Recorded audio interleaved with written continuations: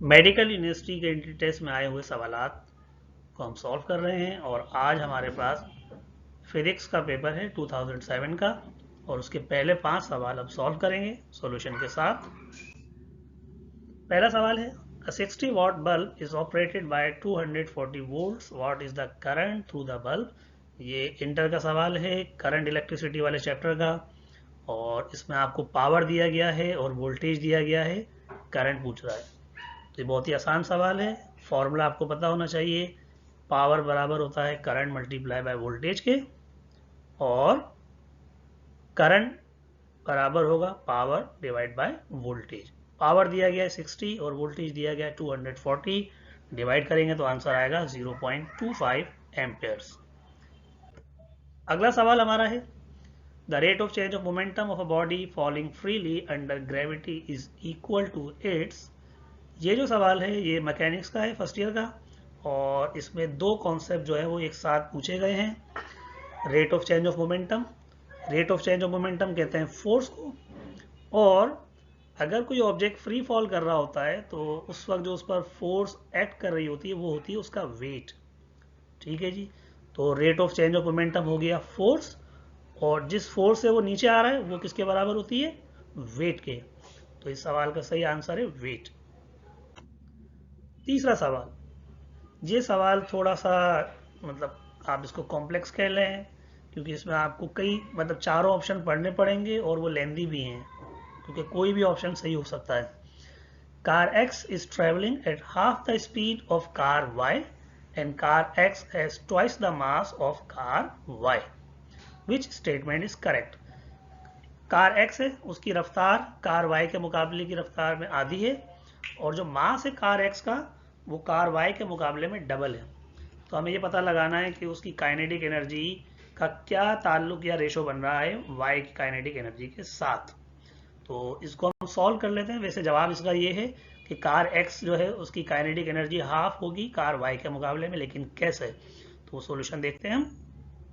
देखिए जो according to condition हमें दिया बताया गया है, कार X का जो मास है कार Y के मास के मुकाबले में डबल है, 2 टाइम्स है, और कार X की जो वेलोसिटी है कार Y की वेलोसिटी का आधा है यानी 0.5 टाइम्स। ठीक है जी, तो हम काइनेटिक एनर्जी का जो फॉर्मूला है वो अप्लाई कर रहे हैं।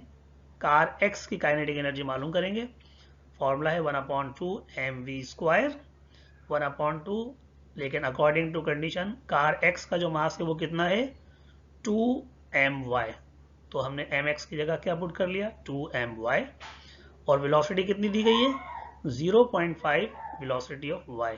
ठीक है जी, तो vx की जगह हमने ये वाली वैल्यू पुट कर ली।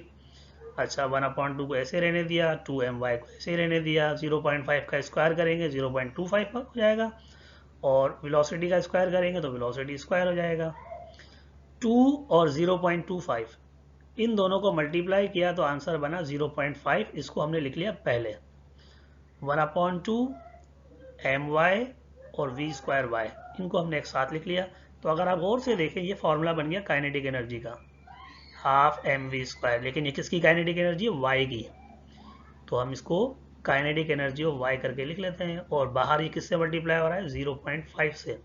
तो हमें रेशो पता लग गया, x की जो काइनेटिक एनर्जी है y की काइनेटिक एनर्जी का 0.5 टाइम्स है यानी हाफ है। तो आप देखें जो हमारा सही जवाब था वो यही था। ठीक है जी, नेक्स्ट क्वेश्चन। ये भी मतलब इस तरह के सवाल थोड़े से तकलीफ दे होते हैं क्योंकि इनमें स्टेटमेंट लंबी है और चारों ऑप्शन वो भी लंबे लंबे हैं और सबको पढ़ना भी पड़ता है क्योंकि वो इस करेक्ट स्टेटमेंट पूछ रहा है, वो तो कोई सी भी हो सकती है इनमें से। A ball is thrown vertically upwards, neglecting air resistance. Which statement is correct?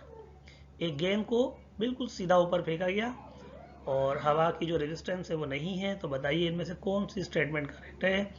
तो हमें 4 ऑप्शन पढ़ने पड़ेंगे। The kinetic energy of the ball is greatest at the greatest height attend. ये ऑप्शन तो गलत हो गया, वो क्यों, जैसे जैसे हाइट बढ़ती जाती है वेलोसिटी कम होती जाती है और वेलोसिटी कम होने का मतलब काइनेटिक एनर्जी भी कम हो जाएगी। तो ग्रेटेस्ट हाइट के ऊपर वेलोसिटी 0 हो जाएगी तो काइनेटिक एनर्जी भी 0 हो जाएगी। तो ऑप्शन ए तो वैसे ही गलत हो गया। दूसरा ऑप्शन है by the principle of conservation of energy the total energy of the ball is constant through out it's motion.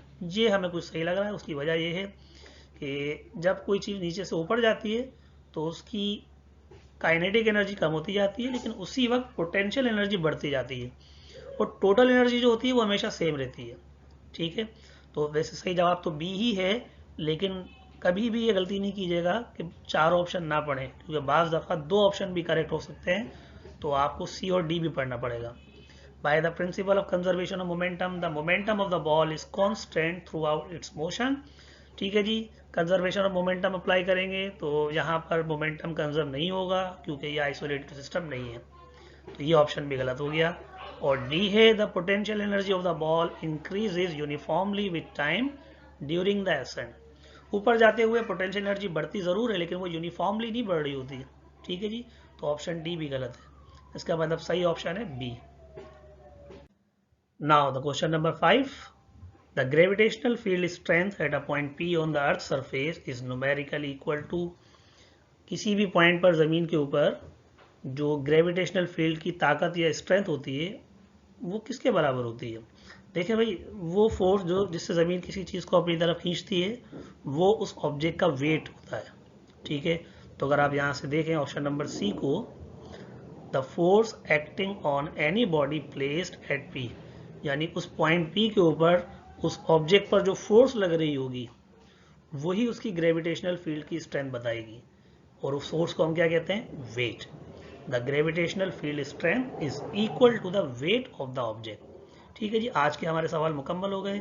अगली वीडियो का इंतज़ार कीजिएगा। चैनल को लाइक, सब्सक्राइब और शेयर ज़रूर कीजिएगा, ताकि आपको बर वक्त इस तरह के मज़ीद जो MCQs हैं वो मिलते रहें।